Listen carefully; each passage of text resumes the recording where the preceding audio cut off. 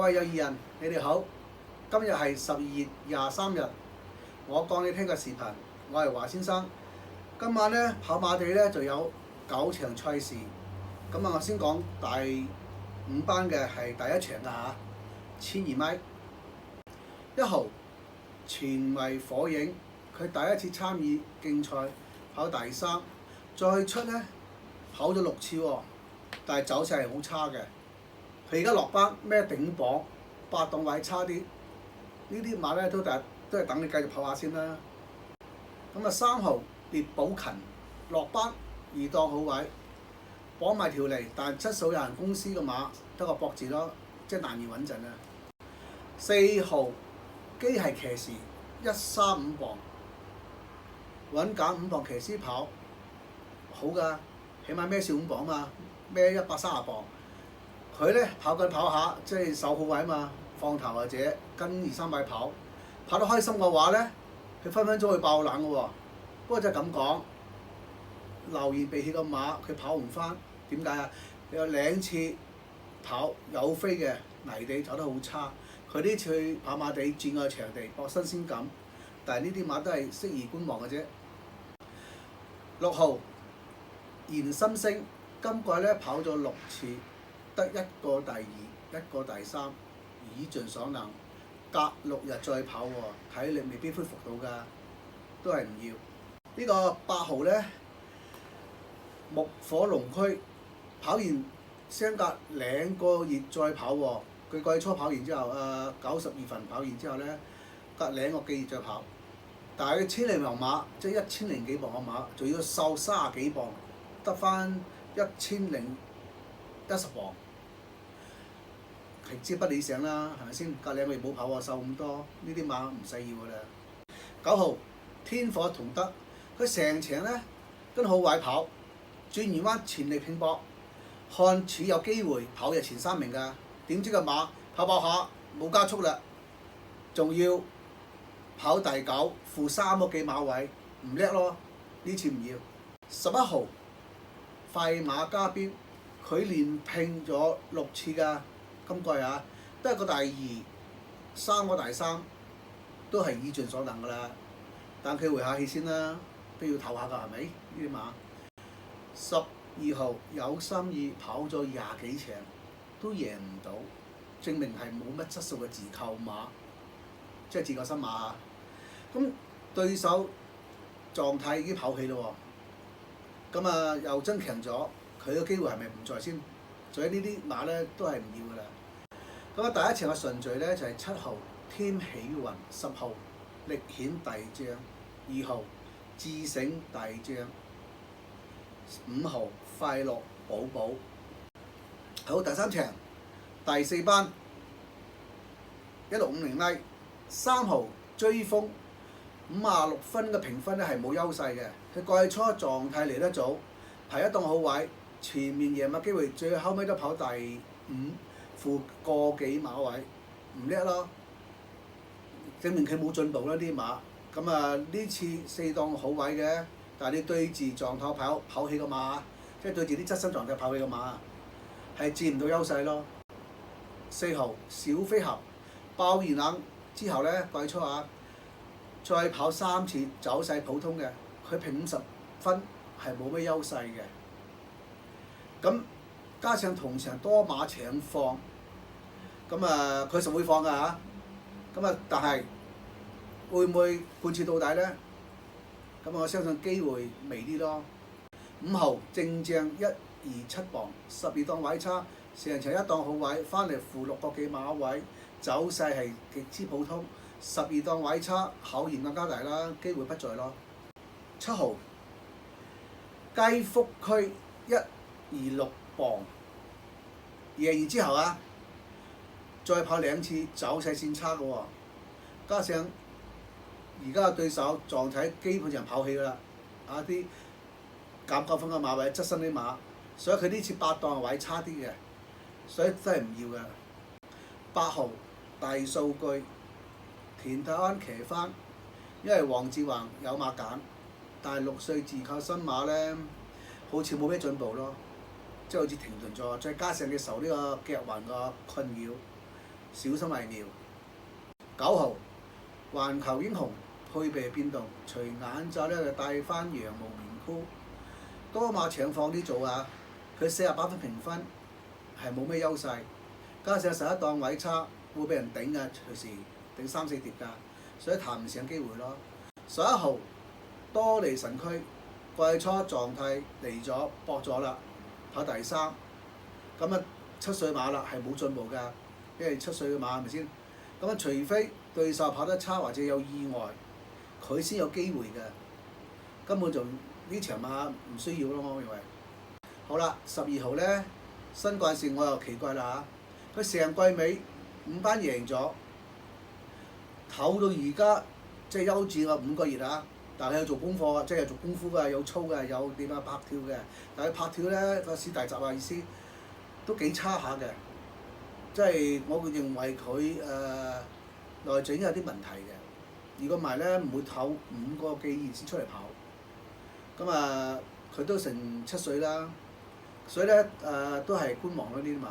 第3場咧，我順序都係10號呢個飛躍成就，6號街燈同埋1號有批頭，2號標之良子。第5場啊，4班嘅1200米，1號仁者傳承落班穩減5磅騎師跑，好嘅，但要孭重磅，因為你減咗5磅，就有130磅要孭。11檔位又差，對住呢啲做馬，佢醒完嘅機會未咯。2號揭一劍135磅頂磅，加上10檔位差，佢要搶頭走嘅呢個馬。如果多馬搶放呢做有㗎，頂住佢30碟、3、4碟咁跑，係咪？佢要搶1、2碟係用多體力，所以係極之不利咯。如果佢要後醒嘅話，留後醒嘅話咧，你孭135磅，機會大打折扣啦。3號加州本事連拼5場，得2個第3，2個第2，1個第1，豐收咗啊！真係全部入 Q 啊，即係入3甲。不過咁佢呢次係孭重咗磅，9檔位又差啲，即係差咗位啦。咁係咪要回起咧？呢啲馬，所以呢場嘅機會唔樂觀㗎佢。4號寶成自好1染磅，佢第一次參與競賽㗎，因為自己新馬嚟㗎嚇。不過試過幾個大集，毫無走勢㗎，可能受呢個腳環嘅困擾㗎，即係留意競賽中走勢啦。8號美洲狼上場跑4班條件賽啊，佢跑得好差㗎喎，12檔位大隻馬1290幾磅，1290幾磅嘅馬。咁需要多啲跑，多啲操先得㗎，因為而家都係講緊第2次好似今季，所以呢啲馬都係不適宜要㗎嚇。9號百里王成場前程俾人頂3、4碟，跑得好好嘅喎，最後尾跑第5，負個幾馬位。咁你話叻就得，唔叻就得，因為佢都未搏過馬。但係我認為成場嘅對手係差啲嘅，今場對手係真強咗啲嘅，加上佢8位係差，8檔又差啲啦。咁所以機會都微啲嘅。10號起碼120磅，跑咗4次，4甲不入，冇嘢評論，繼續跑下先啦，等佢。11號心理有數，跑咗14次先得1個第3，1個第2，都贏唔到，質素肯定唔係想象中咁高啦。但係呢次3檔好快，一定係又係熱門㗎，3、4倍嘅馬嚟嘅，佢。好位跑法主動嘅，去跟前嘅，可以放頭嘅。但係佢面對側身狀態跑起個馬，我認為不要為妙。第5場順序6號咧就係呢個勝在當下，12號大千絕塵，7號餘昌精神，5號準希望。第6場3班2200米嘅大長途賽啊，1號咧。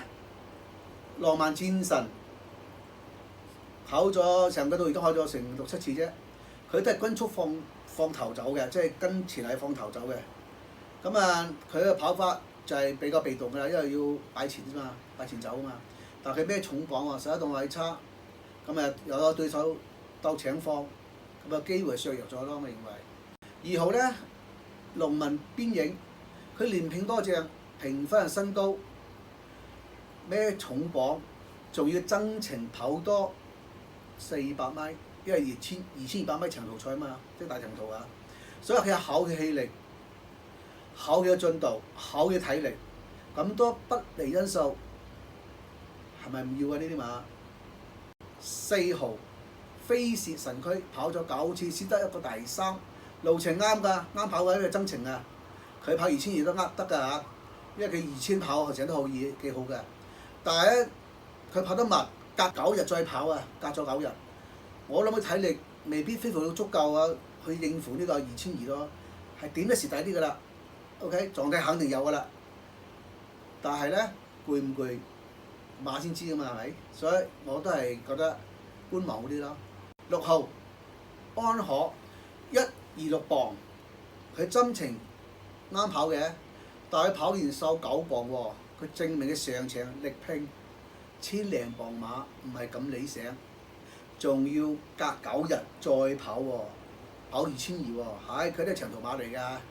咁啊，我認為呢啲馬不要為妙。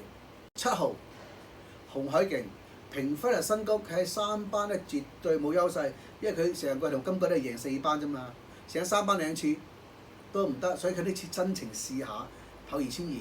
嗱呢啲馬 fit 佢傻去跑啊，因為我睇佢上次咧都係慢腳㗎啦，已經係要一路比一路捽嘅，所以呢次2000啱嘅。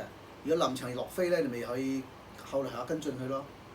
咁啊9號啊，唯美主義122磅，近幾次跑走勢普通，真情試下對手強機會未咯。